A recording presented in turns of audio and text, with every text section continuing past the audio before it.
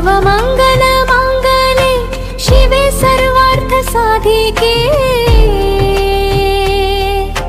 शरण्ये त्र्यम्बके गौरी नारायणि नमोऽस्तुते। या देवी सर्वभूतेषु शक्तिरूपेण संस्थिता नमस्तस्यै नमस्तस्यै नमस्तस्यै नमो नमः।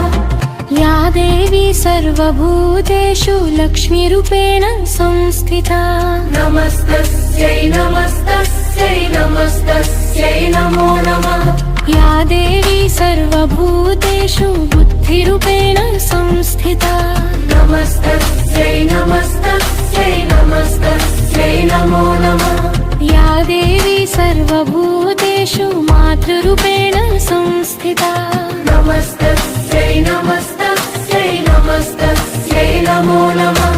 या देवी सर्वभूतेषु श्रद्धारूपेण संस्थिता नमस्तस्यै नमस्तस्यै